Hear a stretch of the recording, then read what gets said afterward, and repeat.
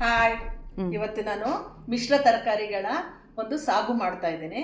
ಸಾಗು ಮಾಡಲಿಕ್ಕೆ ಬೇಕಾಗಿರತಕ್ಕಂಥ ಪದಾರ್ಥಗಳು: ಎಣ್ಣೆ, ಸಾಸಿವೆ ಮತ್ತು ಜೀರಿಗೆ. ಈ ಚಿಕ್ಕ ಸ್ಪೂನಲ್ಲಿ 1 ಸ್ಪೂನ್ ಹಾಕ್ಕೊಂಡ್ರೆ ಸಾಕಾಗುತ್ತೆ.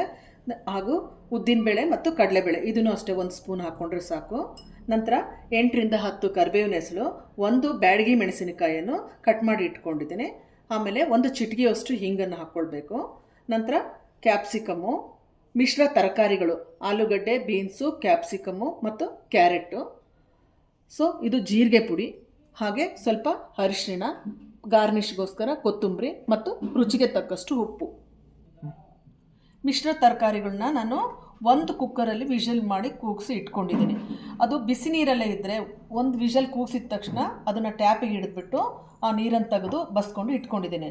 ಇಲ್ಲಿ ಬಿಸಿ ನೀರಲ್ಲೇ ಇದ್ದರೆ ತರಕಾರಿಗಳ ಕಲರು ಚೇಂಜ್ ಆಗುತ್ತೆ.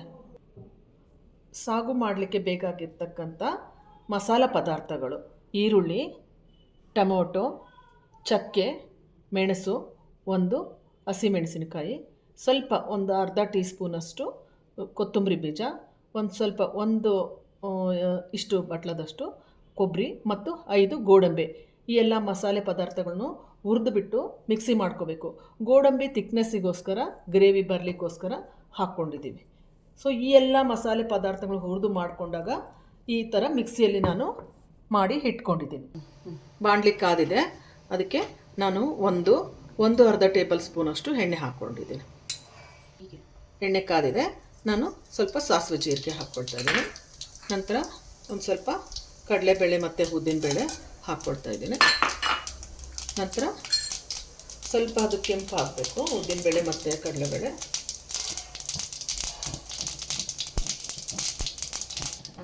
ಕೆಂಪಾಗಿದೆ. 8 ರಿಂದ 10 ಕರಿಬೇವು ಹಾಕ್ಕೊಳ್ತಾ ಇದ್ದೀನಿ. ಮೆಣಸಿನಕಾಯಿ ಹಾಕ್ಕೊಂಡಿದ್ದೀನಿ. ಸ್ವಲ್ಪ ಒಂದು ಚಿಟಿಕೆಯಷ್ಟು ಹಿಂಗನ್ನು ಹಾಕ್ಕೊಂಡಿದ್ದೀನಿ. ಹಾಕ್ತಾ ಇದ್ದಾಗೆ ನಾನು ಇದಕ್ಕೆ ಸ್ವಲ್ಪ ಕ್ಯಾಪ್ಸಿಕಮನ್ನು ಹಾಕ್ಕೊಳ್ತಾ ಇದ್ದೀನಿ. ಈಗ ಕ್ಯಾಪ್ಸಿಕಮ್ನ 2 ನಿಮಿಷ ಚೆನ್ನಾಗಿ ಫ್ರೈ ಮಾಡ್ಕೊಂಡಿದ್ದೀನಿ. ಫ್ರೈ ಮಾಡ್ಕೊಂಡ ನಂತರ ಒಂದು ಅರ್ಧ ಸ್ಪೂನಷ್ಟು ಅರಿಶಿನ ಹಾಕ್ಕೊಳ್ತಾ ಇದ್ದೀನಿ.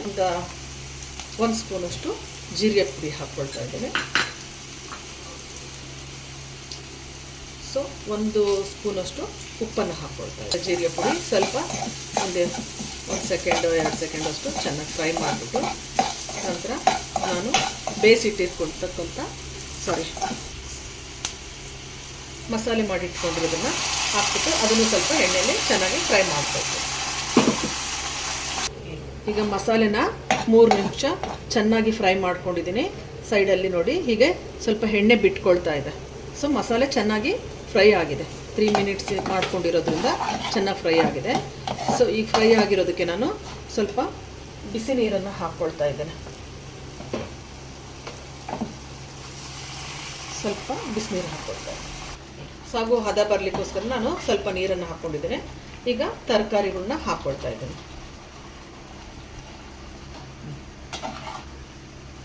ಸೊ ಇದು ಇನ್ನೂ ಸ್ವಲ್ಪ ತೆಳು ಹಾಕಬೇಕು. ಆದ್ದರಿಂದ ನಾನು ಆಗಲೇ ತರಕಾರಿ ಬೇಯಿಸಿ ಇಟ್ಕೊಂಡಿದ್ದೀನಿ ಅಂತ ಹೇಳಿದ್ರೆ ಆಗ ತೆಗೆದಿರತಕ್ಕಂಥ ನೀರನ್ನೇ ಇನ್ನು ಸ್ವಲ್ಪ ಕನ್ಸಿಸ್ಟೆನ್ಸಿ ಬರಲಿಕ್ಕೋಸ್ಕರ ಹಾಕ್ಕೊಳ್ತಾ ಇದ್ದೀನಿ. ಸೊ ಈಗ ಚೆನ್ನಾಗಿ ಕುದೀತಾ ಇದೆ. ಅದಕ್ಕೆ ನಾನು 1 ಸ್ಪೂನಷ್ಟು ಗರಂ ಮಸಾಲ ಹಾಕ್ಕೊಳ್ತಿದ್ದೀನಿ. ಕೊನೆಯಲ್ಲಿ ಗರಂ ಮಸಾಲ ಹಾಕ್ಕೊಳ್ಬೇಕು. ಗರಂ ಮಸಾಲ ಹಾಕಿದ ನಂತರ ಸ್ವಲ್ಪ ಕೊತ್ತಂಬರಿಯನ್ನು ಹಾಕ್ಕೊಳ್ಬೇಕು. ಸೊ ಕೊತ್ತಂಬರಿ ಹಾಕ್ಕೊಂಡು ಆದಮೇಲೆ ನಾವು ಸ್ಟವನ್ನು ಆಫ್ ಮಾಡಿಬಿಟ್ಟು ಈಗ 1/4 ಭಾಗದಷ್ಟು ನಿಂಬೆಹಣ್ಣನ್ನು ಹಾಕ್ಕೊಳ್ಬೇಕು.